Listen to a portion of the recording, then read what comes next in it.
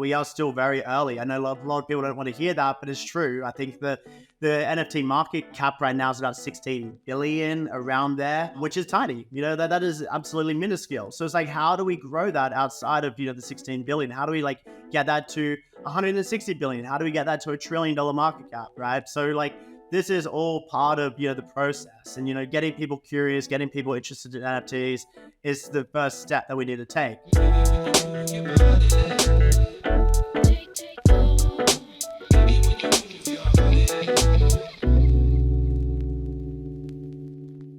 GM, and welcome back to the NFT Now podcast.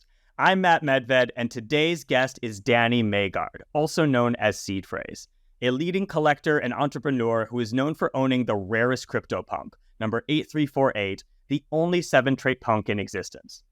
Danny is also a savvy investor with a habit of being ahead of the curve and early to projects like Bitcoin, CryptoPunks, Art Blocks, and Wolfgame, and he is currently pursuing a new chapter as a DJ with a project based on his signature CryptoPunk. In this episode, we'll dive into his investment approach, why he thinks gaming will drive the next bull run, and the story behind his first music release, Angels. Before we dive in, I want to encourage you to sign up for our weekly newsletter at nftnow.com/newsletter. Each week, we distill all the action happening in the space into actionable insights direct to your inbox, free of charge. Without any further ado, Daddy Seedphrase. Danny Seedphrase on the NFT Now podcast. So happy to have you on, man. How you doing? Yeah, doing well, Matt. Thank you for having me. Of course. This has been a long time coming. And as anybody who knows us knows, we can also talk a lot. So this may end up being a long-winded podcast. So buckle up. But let's jump into it. There's a lot to talk about. For those who don't know, tell us just a bit about your backstory, how you got into Web3. Yeah, look, so my backstory started in cryptocurrency over 10 years now, start of 2013, I bought my first Bitcoin. And fast forward to 2018, the whole bull market had happened, crypto was flying, everyone was euphoric, and I was just really looking for the next big thing. And I came across this project called Axie Infinity. And at the time, I'd already heard of CryptoKitties, I'd heard of CryptoPunks. I just thought it was like another ICO scam. So I didn't really pay too much attention, but I did have some particular coins left over from the bull market that I wanted to get rid of. And it just so happened that the Axie Infinity team were accepting this token for their land sale. So that's really kind of what got me really into the NFT space, because I started to really dive into what are these digital creatures? What do they represent? And how can they accrue value over time? So from then onwards, seeing the benefits of, holding these, NFT tokens and being able to make money from them, outside of just cryptocurrency, I thought was such an incredible new novel idea, right? We hadn't really seen anything like this before. So yeah, I basically became a large Axie Infinity whale. From there, I discovered CryptoPunks again. I actually deep dove a little bit more into them just to see what's all the hype about, why people are talking about these pixelated PFPs. And yeah, I just fell in love with them. I loved the idea of having this punk, represented me online as a PFP profile picture, and what that actually even represented. Coming obviously from punk culture in Bitcoin, there's a lot of cyberpunk, terminology thrown around in those early days. I thought it was just so fitting, for the beginning of NFTs to, have a similar narrative. So yeah, being someone who is an all or nothing sort of guy, that's how I've always traded. I basically also accumulated quite a large bag of CryptoPunks. And, not only flaws, but I was also researching what are the most rarest ones as well, right? So I was deep in the Discord, asking as many questions as I could. And, that's when I, really got the feel for this community that we have here today. That's why I got to meet Snowfro, and, G came along a little bit later as well. And, many other really important people even Nate Alex and Pranksy, and, Jimmy, we all started in this like, this punk Discord. And then from there, it just sort of like, exploded. The one of one art came and, more PFP projects were dropped and I was hooked at that point. I love it, man. I love it. One of the things that I've always respected about you is you've consistently been early to trends. Like you were early to Bitcoin, obviously early to CryptoPunks, art blocks, even to Wolf Game and beyond. Like, I'd love to hear, like, what do you look for when you're investing in a project? Like, are there certain like investment principles that you kind of keep in mind as you're kind of like seeing what's next? Yeah, look, like I'm really looking for strong fundamentals. Like I want to be able to see like what gives this project any value at all. And also I want to like look at, potential future value as well, right? So like, what's going to make this valuable in the future? Why would someone want to buy this? Like someone who is maybe more of like a retail mainstream collector, what's going to get them interested in this project, right? So, you mentioned, Bitcoin, obviously at the time, there's that Cypriot crisis going on, banks were being raided. Bitcoin made sense because, you were able to be your own bank. And that's what made me really fall in love with cryptocurrency. You had full control over your money. And then basically, CryptoPunks, the same thing. They were the first 10K PFP project, one of the first on Ethereum. I just love their simplicity. For me, they've always just been art. And, for me, like they also like, as I mentioned, they represented that like punk culture. We're the people who go against the grain, which I thought was like really incredible and very impactful. And then, more recently, getting into, generative art. I was very early on in autoglyphs, art blocks, as you mentioned as well. I loved the idea of on-chain generative art, right? I've spoken to a lot of traditional art people over the last, couple of years, and the one thing that resonates with them is generative art. They think if it's going to be digital art, it should be generated by computer code, right? And I think there's a lot of beautiful, nature in code itself. And I love that that's been able to be expressed, on chain, for everyone to enjoy. And, obviously you get the benefits of it being an NFT as well. You get the provenance and, everything else along with it. So, I love generative art as well. That's definitely a big portion of my investment bag. And then lastly, GameFi, right? Like, we went through the whole 2021 hype cycle. We were all betting on penguins and lions and seals and the whole farm animal zoo. But it just didn't make sense to me, right? I couldn't invest in something that didn't make sense to me. I didn't really understand why you would just buy something purely just for the picture, especially when it's going to be costing tens of thousands of dollars, maybe even sometimes hundreds of thousands or even millions of dollars, right? Just for a profile picture. I think, you could justify that with punks, but I couldn't justify that with these like newer projects. They didn't have the same historical factor as punks did. So, like for me, like, I started to really start diving more deeper into GameFi. For me, I think GameFi really represents the next big turning point for us. I think like if you are going to be represented by a profile picture, it should mean something. It should mean something besides just being a rarity score, right? Like I want to see someone's profile picture and be like, damn, that person's earning X amount of dollars in this particular game because it's powerful, it's rare, it has like these like unique characteristics about it. That's what's most important for me now. And, why would you play a video game purely just for entertainment when you play a video game to earn, right? And, that is the promise of, GameFi and, Web3 gaming. So I think, the next big thing, we'll still have profile pictures, but they're just going to have utility attached to them as well, right? Yeah, absolutely. I think that's a really great point. I think we both talked about how we both believe. I think that gaming will drive the next bull run or be a huge factor there. I'm curious, like, how do you think that will look in practice? Like, what are you seeing in the space that's inspiring you, or that you think is kind of a glimpse into what that next wave will look like? I'm really interested in in-game economies. I love to like, look at like how these like different cogs can work. how there's like different syncs, how we have different loops, like, economical loops within games. Because I think, at the end of the day, obviously with the current financial climate right now, it isn't great for like a lot of people right now. I think, Web3 gaming, it's like a nice place for people to sort of, reside, and to just check out. Because I think instead of, let's say, like, for example, Axie Infinity in 2021, it got incredibly popular because, a lot of people in the Philippines, instead of working their day-to-day jobs, only maybe earning $10 to $15 a day, maybe, they could just pick up a mobile phone and they could just start earning money with their Axies, right?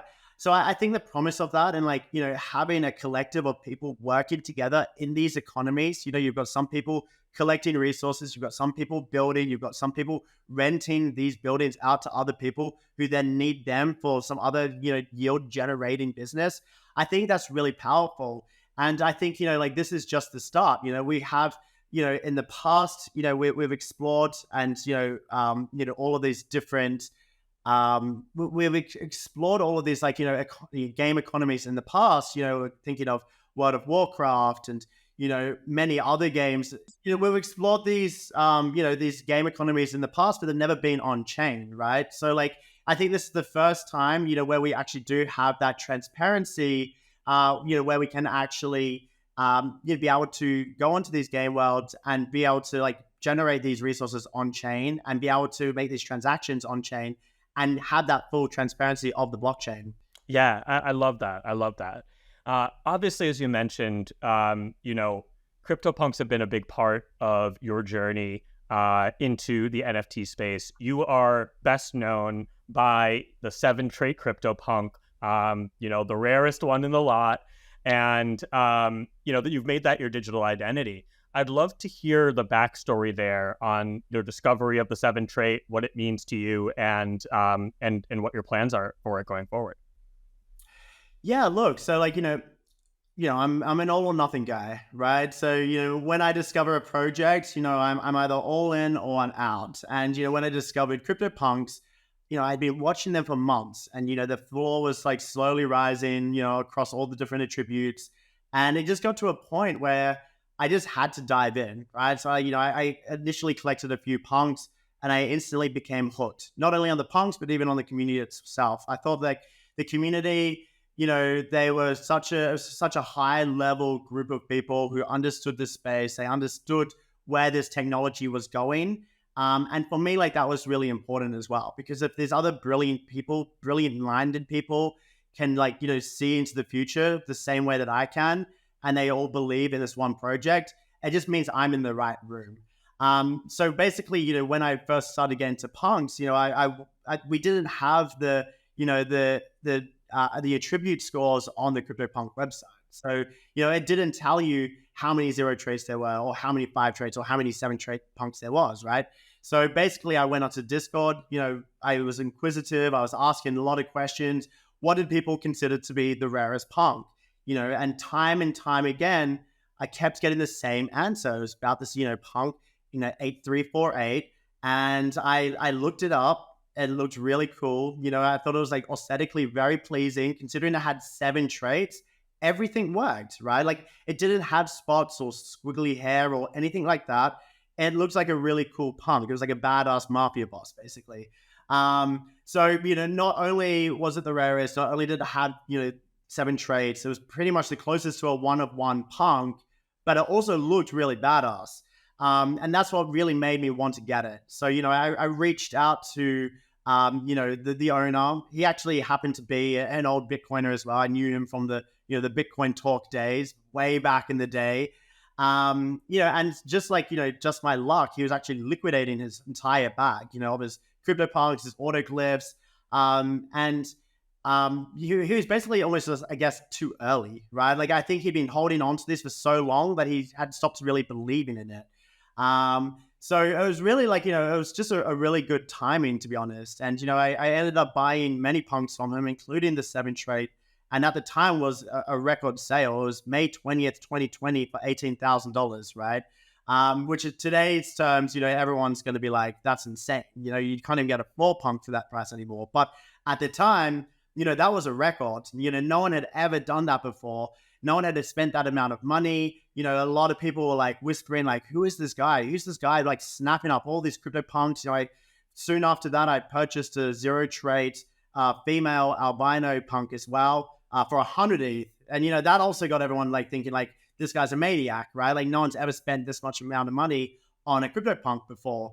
But I really just believed in the project. I really believed in like where this was going. I thought that, basically punks are a great hedge, on the Web3 space. If Web3 does ever take off, if NFTs do take off, punks are going to be front and center. They're the things that are going to be driving this entire, move.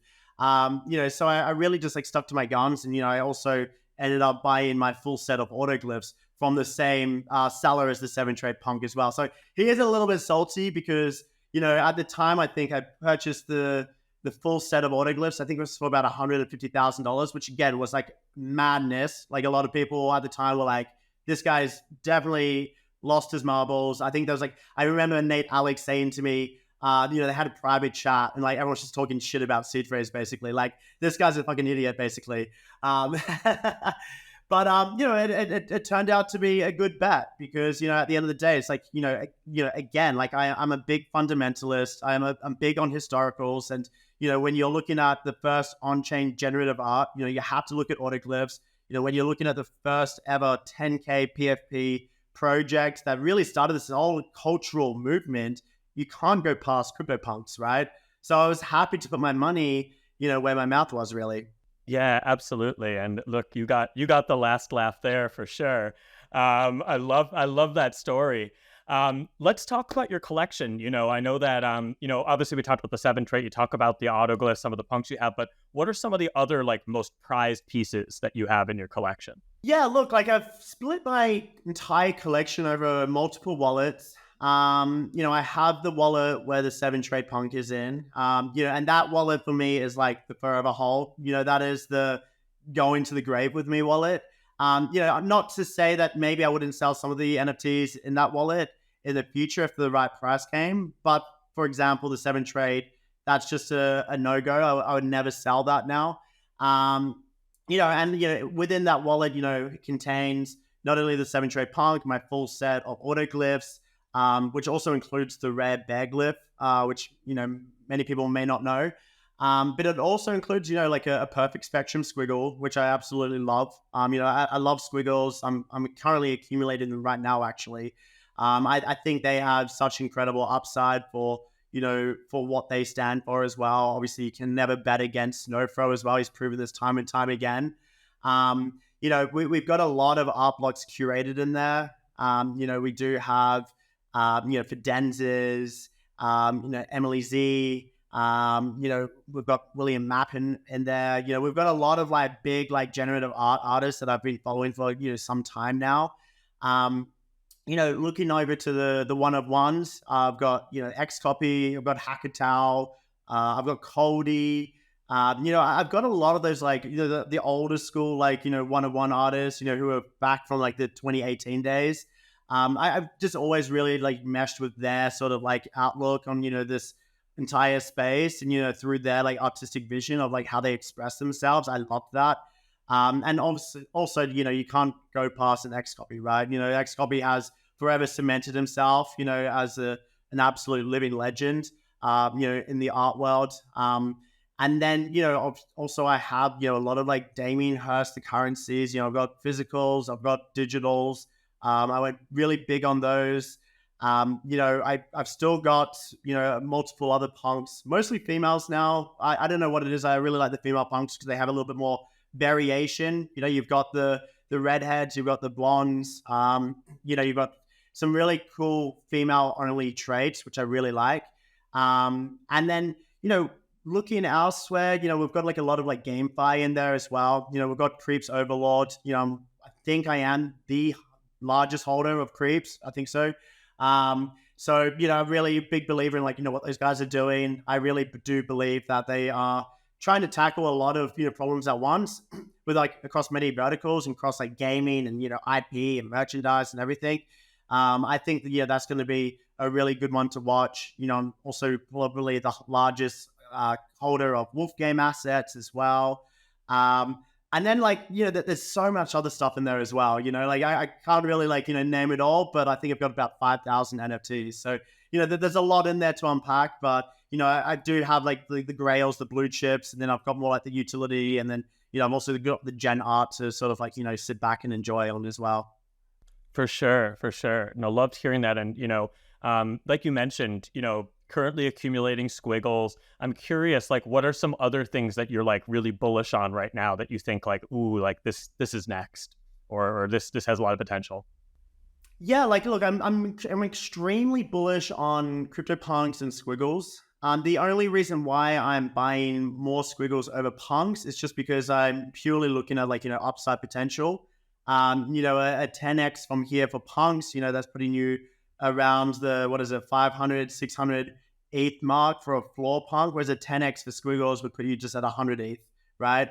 So I just I like that the market cap is significantly lower than punks, but I actually think from a fundamental perspective, I think squiggles are very much up there now with punks, right? They are ingrained in our culture. We've got Snowfro there as well. I think they're beautiful to look at. They're aesthetically very pleasing. You put one on your wall. You use it as a signature on your email address, for example. I'm big on squiggles. I'm also looking at, obviously more, GameFi, anything gaming related. So looking big into Wolf Game. I'm still researching Infinigods. I think they've got something really cool going on there. And even just tokens as well. We've got a lot of Web3 gaming tokens as well. So, we've got Ronin, we've also got Prime as well. We've got God token, we've got Portal coming out soon as well. For me, I think, going into this next bull market, I just want to have a really solid stack of just generative art in GameFi. I really think those are the two that are going to be probably benefiting the most from the next big run up. And then, I have my forever punks that I'll probably never sell as well. I love it. Well, look, you also are a DJ. You recently made the foray into music and you released your first track, Angels. And I'd love to dive into that a bit. What inspired you to start DJing and making music? Yeah, look, it happened in, I believe it was 2021. It was, NFT NYC was coming up. I was really good friends, and still am with Mike Pero, who was, basically putting together the Proof of Party event. And, we basically, as you and I can relate about this as well, right? We're on a call with a particular agenda, and then we just completely go off somewhere else with it as well. And 100%. That's what happened with Mike. That's what happened with Mike. So, we were talking business, we were talking about something else, and then he basically just swung it past me. By the way, I'm organizing this Proof of Party event. Would you be interested in bringing Seedphrase to life for this event? Because we were already talking about how Disney was making a documentary through Hulu, and a few other little snippets as well. So basically, I thought, why not? Right now, at the time, Seedphrase was just confined to a screen, right? So what does that look like when we bring that into the real world? And I loved that concept, right? I'm always exploring the coexistence of online identity and real world identity as well, right? So, he basically, got moving. We found out, where Marshmallow got his helmet made in California. We used the same people to make my own helmet. And, it was just meant to be this one-time event, right?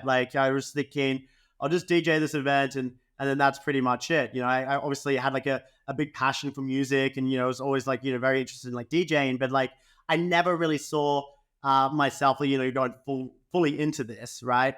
And, the night of the event was just, I was speechless. I was lost for words. It was the most surreal night. I was DJing alongside Steve Aoki and Blondish and Troy Boy. Don Diablo was there. A lot of people turned up for the event. Disney was there filming their Hulu documentary. New York Times was there. People were getting selfies and interviewing me and things like that with my helmet on.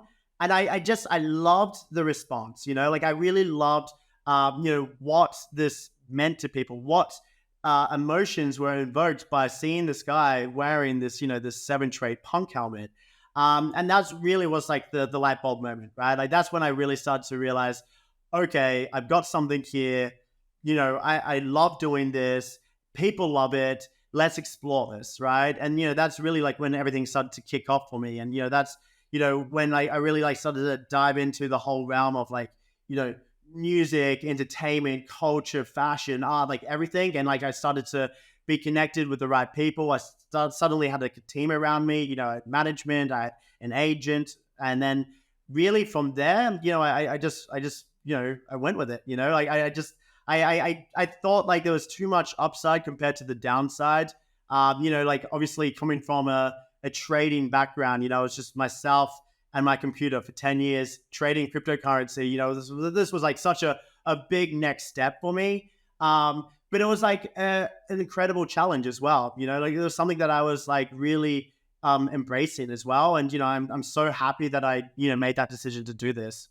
I love that. I love that. Great memories of that first Proof of Party. Was that the first Seedphrase appearance, or was it the next one at in Austin? That was the first time that we saw Seedphrase. Yes, I love it. That's the thing. Like, that was such a memorable week as well because like not only did Seedphrase debut, but we also saw the debut of Seedphrase, right? So I love it. That was so much fun. It was so much fun. It was incredible. Like we all got like a good crew together, and like we just like took over this bar, and then we just saw Seedphrase on the decks. It was incredible. Seedphrase came to life, and as coming from the dance music world, prior to NFT Now, founding Billboard Dance, running Spin, obviously DJing myself, it's really cool to see that world, the dance electronic world, embracing and colliding with the crypto NFT space in such a big way. Like it was funny when I made the plunge into NFTs and Web3, some people are like, oh, do you miss dance music? I'm like, all my friends are here. Like all the big DJs are here, So it's really special to see it.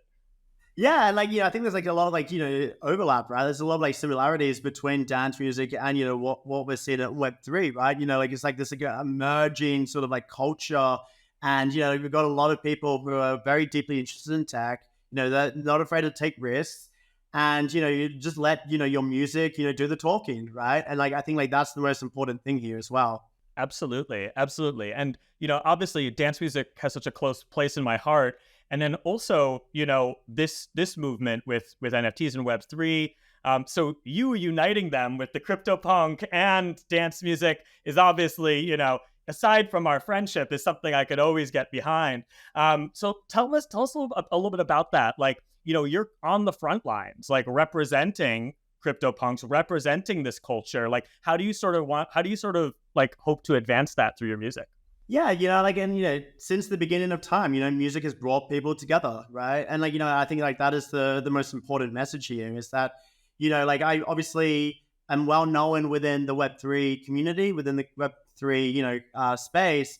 But it's like, how do we get more mainstream people into our world, right? A lot of people don't really understand what a CryptoPunk is. They don't even understand what an NFT is.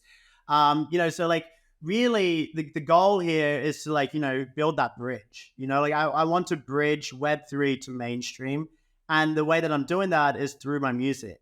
I think that that's part of the broader strategy, right? Like I want to be playing, I want people to question, who is this guy with the helmet on, right? Like I want that guy to be like, who is this idiot, right? And I want the friend to be like, well, actually, that's the 7-trait punk, right? Like, and then like them explain to them the significance behind that punk, and then explain to them about NFTs, and then like them and having that light bulb moment, and then them going away and then doing their own research and potentially being onboarded as well. I think that's really important for what we are doing here, and that is what I'm trying to do with my music, right? So like I'm really trying to get like that mainstream appeal, and I'm really trying to like branch out. It's obviously not an easy task, being obviously very new to this music world.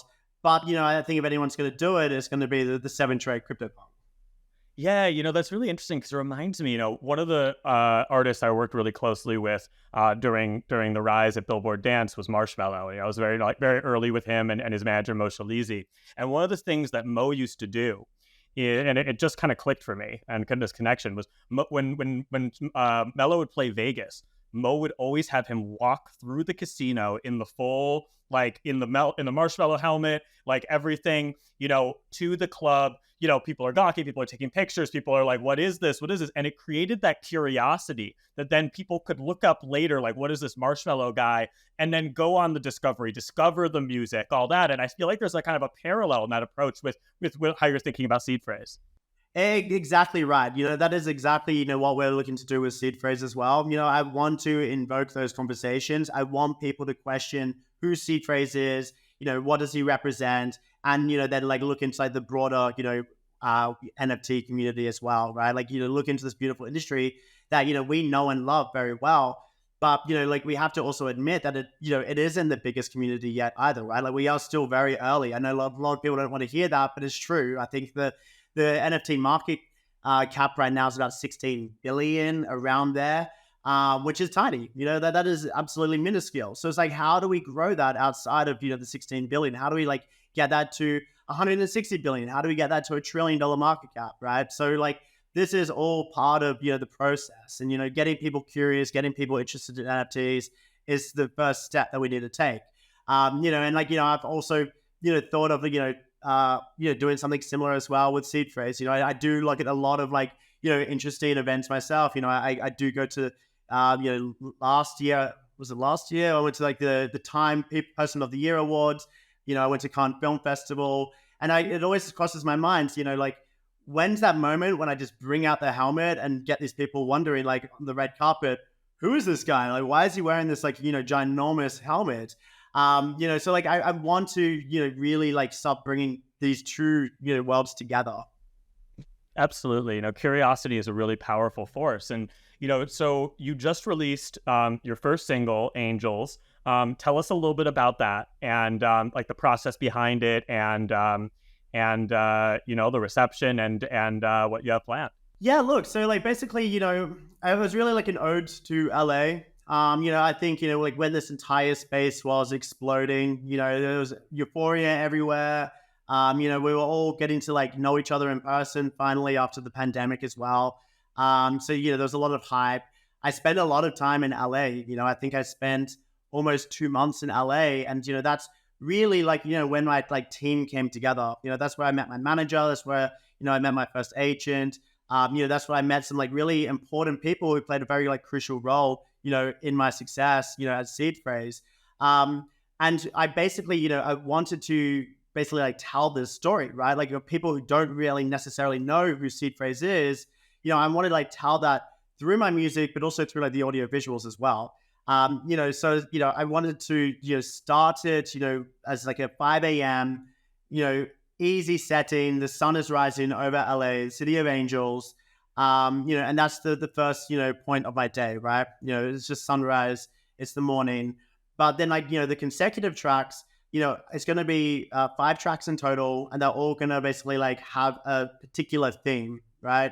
So, we're going to be touching on all the different verticals that, Seedphrase is interested in. So, we're going to be looking at fashion, we're going to be looking at art, we're going to be looking at music again. The final track will be a bit more like psychedelic, sort of like, audio visuals. Seedphrase will be DJing on the moon. All of our, friends and, close people in the Web3 community are going to be there as well on the moon, enjoying this like party as well. I really want to like tell this story, basically. I really want to like tell this story, not only for, Web3, but I want to be able to like tell the story for people who don't necessarily know Seedphrase as well. like give some backstory about who does this CryptoPunk actually represent, right? Like, what is he actually doing within this industry? So, that's really like first and foremost. And, I think it's just all about like, educating the audience as well. And, also just like building like this legacy as well, building a legacy around, the CryptoPunk, the project, and, for something to that, maybe outlets me even, like with the event of AI and, AR and, VR and everything else, I would love to one day see, the CryptoPunk, take a life of its own, outside of just like the physical, but also being able to experience that with like, the Apple goggles or something as well. Yeah, absolutely. And it's super interesting to hear that because I know for Angels, you had the artwork for the single was the CryptoPunk, like straight up, right? Nice. And so I'm curious like to hear about that and then like how you're thinking about like the evolution as you go forward. Yeah, like I think like right now, like it's really about just like getting that saturation, right? I really want to get that punk out there. I want people to see it in its like most purest form. Like that's what it looks like on the CryptoPunk website. I think that's most important. I didn't want to really stray too far from that for at least like the initial single. Because I really want people to like just see the punk itself and get it out there. Again, like the people that are listening to this track, a lot of them will be mainstream audiences who don't necessarily even like understand that punk, right? I just made a post on Instagram the other day about like I was getting like a lot of questions. A lot of people were like, "What's up with the cover art? Like, what is that? Like, who is this like top hat, cigarette, pixelated man?" And then having to explain it over and over again, who this is. And I love that. That's the whole point of this, right? Like, I want people to be asking these questions because I want it to be like educational at the same time. So that was really like the thought process behind like, why we used the CryptoPunk itself. And then, I think, we may continue to use that as like the cover art for these 5 tracks at least. Because, I really want to see like these 5 tracks as like it's almost sort of like a series, under the one like season. And I really want people to be able to just basically like start from start and to the end, and then basically like afterward having like a full grasp of exactly who Seedphrase is, who is this man behind the helmet, and what does he represent. I love that. I love that. And I think also like, thinking about the live performance element and bringing like the URL to IRL, it's a really powerful thing, like just like we were talking about before, our first conversation took place during COVID, right? And it was like, it was like a 2-hour phone call, like pacing all over the place, just like amazing energy. We didn't get to actually meet in person until like that first at that NFT NYC in 2021, I think November. And it's like, we saw just how powerful like live music and also like, live events can be in really bringing people together and like kind of giving a life to a community. So I'm curious how you're thinking about that in like the context of your project as well. It really wasn't really real until that NFT NYC. Like until we all met in person. Like I was just thinking, like my partner at the time was thinking, you've just got all these like internet friends. You're always on the phone, you're always on a Zoom call, but like with who? Like who are these people? And like I still remember our first conversation as well. I was still living in Australia at the time, and like that energy, the passion from like all of these, like, yourself and, many others included, what we had for this space was so special and, something that's very like, memorable as well. Like, I'll always remember those times. But, like, obviously, when I first, launched Seedphrase during that proof of party event, bringing people together finally, after all these like, COVID restrictions that finally lifted and, like, seeing this like room full of people, like their faces lighting up, like being able to experience this like in real life, there was something to that, still to this day I get goosebumps, because like it was such a special moment for me. And I think it's something like very powerful, being able to like bring people together, right? And through music too, it's through like this like storytelling, bringing people together and basically allowing people to experience this together as a shared collective. I think that's really impactful and really powerful. And, I think, at the end of the day, it's something for like people to be able to just like, experience that, in person, right? And be able to like feel that, all of your sensories are like, going off. And like, I think that that's the most powerful thing here. Yeah, absolutely. And I think that like those connections forged are especially important now that we're in, a bear market, that we're in, we're past the euphoria, we're past that first wave. And it's like, it's the real ones who are still here building. It's the real ones who are still showing up and like, kind of advancing this culture. And obviously, like, I'm curious to hear your perspective because, you've obviously been in crypto for quite some time and you've weathered quite a number of bull and bear cycles. Like, what are your thoughts on like the current bear market and, where we are in the cycle and what's to come and what and like when we might see things start to pick up in the other direction. Yeah, and like I absolutely agree with you. Kudos for still showing up. Like we're still all here, we're still all building. I think like that's a testament in itself. How authentic and strong those relationships were when they were formed, and to this day they haven't been stronger, and we're still here, we're still showing up, because we're such big believers in this space. And like I really do hold the view that these markets are cyclical. Like we've been there time and time again, even long before crypto. We saw that in the property market, we've seen that in the stock market, for decades, centuries. But like even like with Bitcoin, like I've been through multiple bull markets and bear markets now, many market cycles.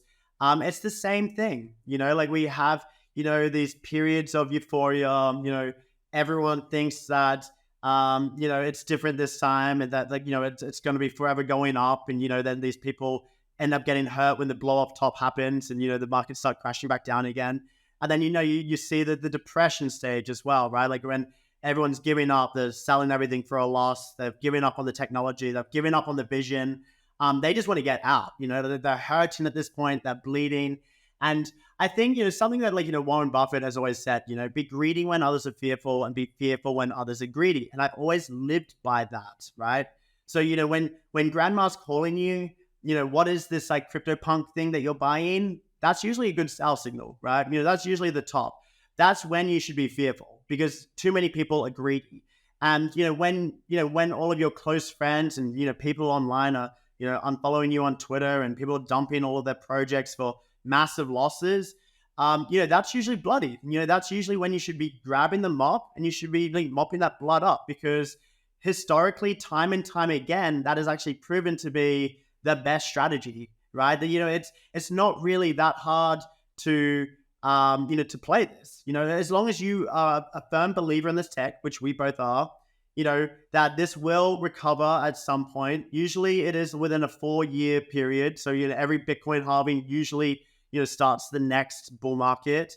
Then, as long as you run by those principles and you trade accordingly, it's very, very difficult to get like caught up in the emotions. I think like that is the issue with like a lot of traders and collectors, is that they get too emotional. You need to detach. You need to just zoom out, look at where we are in the market cycle. Bull markets generally only last 12 to 18 months, right? So, like if you can just like look at it like from like a timeline perspective, like then basically you look at like, okay, a year and a half for a bull market, about 2.5 years for a bear market, right? So that's all I really look at. And that's what I've been successfully doing now for over a decade. I've just been trading those market cycles. And, right now, I do believe like we are a lot closer to the bottom than to the top, obviously, right? Most of these projects are now down 95+%, which is massive, right? Like how much more can they go down? And, as I mentioned, if you are a fundamentalist, if you are rooted in fundamentals, whether that is historical, whether that is utility, whether that is some sort of yield generating NFT, whether that is, generative art, created by exceptional artists, like something has to be there. Something has to like ground that in fundamentals, to be able to like actually see something from that in the next bull market, right? Like I'm not going out there right now buying the lions and the seals and all of these other NFT projects that are down 99%. Like I am almost certain that they won't ever recover, right? But I'm talking about the CryptoPunks, I'm talking about the Squiggles, I'm talking about the Wolf Game, I'm talking about the art blocks curated, the autoglyphs, the one-of-one art. That is the stuff that's always going to hold value. And, if you can basically, write down on a little piece of paper, the reasons for why you are going to buy this piece. And if you can convince yourself, dot points, why this is a good investment, I think that's the best thing that you can do. Never trade on emotions. Always be, forward thinking. Why would someone want to buy this from you in the next bull market? I think that's super smart. Really, really good words of wisdom there. Obviously, like we are both big believers in this tech, right? And we want to see this go mainstream. That's one of the reasons why, like, that's why one of the reasons why we're such good friends is because like NFT now has always been about taking this from niche to mainstream. Your project with Seedphrase is really about putting this in front of new people and helping people go on that journey of discovery. I'm curious to you, like, what does mainstream adoption look like for crypto, for Web3? As we think about onboarding, the next 100 million, the next billion people to this technology? Onboarding needs to become a lot more simplistic, right? I think, you and I and everyone else listening to this podcast would agree with that. Right now it's very still archaic. It's very difficult just for mom and pop and, uncles and aunties and whoever to just like jump on and buy an NFT, right? I think, we need to make that onboarding process a lot more simple. It needs to be almost behind the scenes, right? Like it always needs to be like, magic, it needs to be happening to the point where it's like as simple as just like filling out, a profile with like credit card information. And then that's pretty much it. So I think we have like a lot of like, way to go there still. I think it's still very difficult, for people to buy NFTs. I've heard this time and time again. Like, I really want to buy a squiggle, but how do I do that? How do I get Ethereum? How do I download a MetaMask?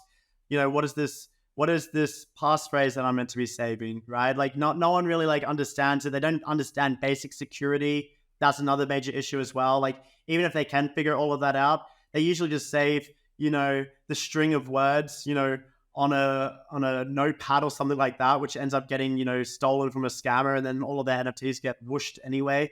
We saw that time and time again, like with the Bored Apes. So like we need to become more security conscious. We need better on-ramps to get people into Web3. I think, we need to work on branding as well. Time and time again as well. A lot of people have said like NFTs not the nicest word right now, just purely because the market is so down. And obviously, getting rid of the whole wag me and, that sort of culture as well. Like, let's be realistic here. Like, it's not always going to go up forever. We do have these market cycles.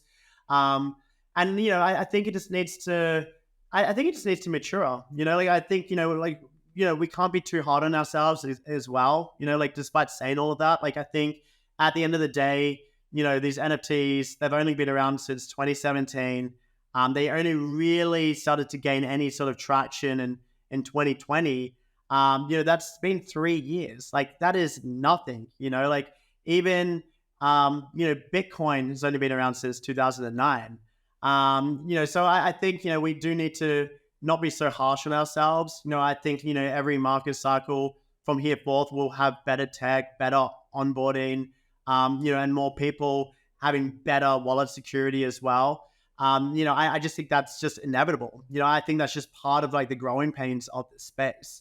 And I do think like, I'm hoping at least, within the next 12 to 18 months, things do turn around. And by that time, we will have a lot better tech this time as well. Maybe there will be a lot less people being scammed from fake Twitter links and, things like that as well. Like, that's my hope at least anyway.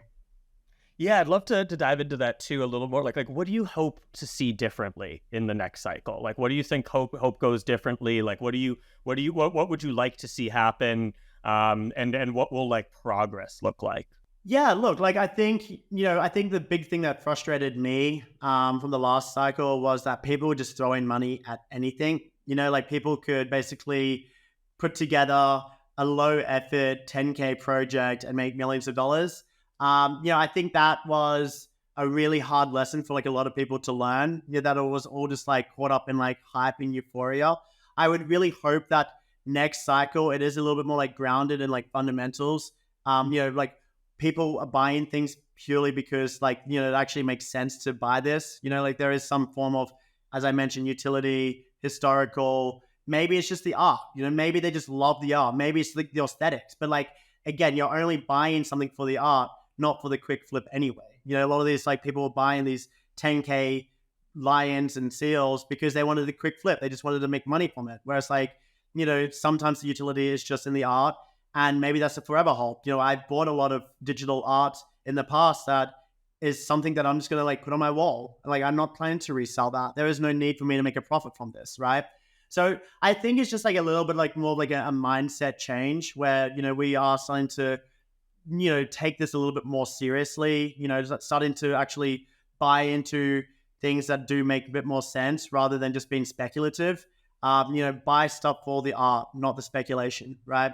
And of course, that's always going to be a byproduct of hype and euphoria, which we will see in the next bull market. But again, like, as I mentioned, if you have your point system in place, if you're only buying things that have great fundamentals that are rooted in something that makes sense to at least yourself, then that's a great place to start. So, I'm really hoping that the next version of, projects will just not be just plain PFP projects, but they'll be, GameFi wrapped somehow, right? It will be, you've got a PFP, but, that somehow yields you something within some in-game world economy, or, that gives you some sort of like special boost in battle or something like that. I think like that will be the next big step for like PFPs. And I think like that for me is like probably what I'm most bullish for. Like I really do believe in Web3 gaming. It's so underhyped right now. And that's actually a good thing because that just means that I'm extremely early. I'm not early, I'm extremely early. And that's where I want to be. Like time and time again, I've always identified what's something that like people aren't yet paying attention to. I would classify that as Web3 gaming right now. Sure, there's, tens and hundreds of thousands of players already, but that's nothing when you compare, Web2 AAA titles with, billions of players, right? We've still got a long way to go before we even get anywhere near that. Absolutely. Absolutely. Well, look, I think that takes us to our rapid fire segment, bullish or bearish. Bullish or bearish AI art? Bullish. You feel free to give an explanation as well. You can mic drop it if you want, but we love to hear the rationale. No, I've made no secret that I'm also investing in AI art as well. I especially really like Deep Black. That is something that I have been invested in now for over a year. Some of the earliest AI art. I think AI art is now getting to the point where it's becoming too realistic and too pretty. I loved that early AI art that still had like a little bit of character. You could see sort of like how the AI was like even thinking. I really like that. And I think, Deep Black being one of the first AI art collections on chain, where the AI actually generated the art on chain. I think that's really powerful. And I think that is also, something that people are sleeping on as well. Boom. Love that. I love that. And also Robbie's. Yeah, of course. Bullish or bearish? Blur. This is controversial. I'll say bullish. I don't necessarily agree that Blur killed the NFT market. I think the market cycle simply just killed the NFT market. I think it was just going to dump regardless of Blur farming and the credits and everything. I've taken the position that competition is good. They are just servicing a need within the space, right? Like, as I mentioned, there's a lot of speculators in this space that just treat NFTs as crypto coins, basically, right? They don't even really care what the image even looks like. They don't care about the art. They just purely care about the floor price. And like, that's good for them. If there's an industry for that, if there's demand for that, why not service it? And I think, at the end of the day, if you're bringing more volume, more liquidity to these markets, I don't see that necessarily being a bad thing as well. And yeah, I think again, like I think competition is good. I love OpenSea. I'm very close to the people there as well. But I think also it's not good to have like a monopoly, within the NFT market space as well, right? Like I think it's good that we have LooksRare, we have Blur, we have OpenSea Pro, which is fantastic, by the way. I use that all the time. So yeah, I'm bullish on Blur, and I think it's going to do quite well in the next bull market. There it is. Bullish or bearish? Yuga Labs. Oh, I'm neutral, and I'll tell you why. I'm bullish on some of the projects in Yuga Labs. I'm just bearish in the other projects in Yuga Labs, if that makes sense. So obviously now that Yuga Labs owns CryptoPunks, obviously I'm incredibly bullish on CryptoPunks. I think they're going to be an incredible long-term bet. They have, solidified themselves as a blue chip, forever, historic, yada yada. Apes, I think, culturally, I think they are relevant, maybe a little less relevant as what they once were. Again, I'm not necessarily sure whether I would buy one right now. I don't really have an opinion on them. But I also think, Yuga Labs, they've just grown so quickly as well. Like we've got other side, we've got all these other collections now. It's going to be very difficult for them to sort of spread value through all those pipelines as well, right? Like it's going to be very hard for them to bring all of this up with them. So yeah, I'm neutral. There's obviously punks I love, and I think they're going to do really well. I think Meebits will do very well, but some other collections like the dogs, I don't know where they're really going to go. Got it. No, I think good insights there. Last one. Bullish or bearish on Pixel Vault's acquisition of Wolfgame? Well, obviously very bullish. I was definitely, in the trenches early on with that one. That's been floated around now for many, many months. And I think, I spoke to Sean a lot at Reboot about it, and, I spoke to a lot of other people who were, key players, getting that deal done, including the Shepherd.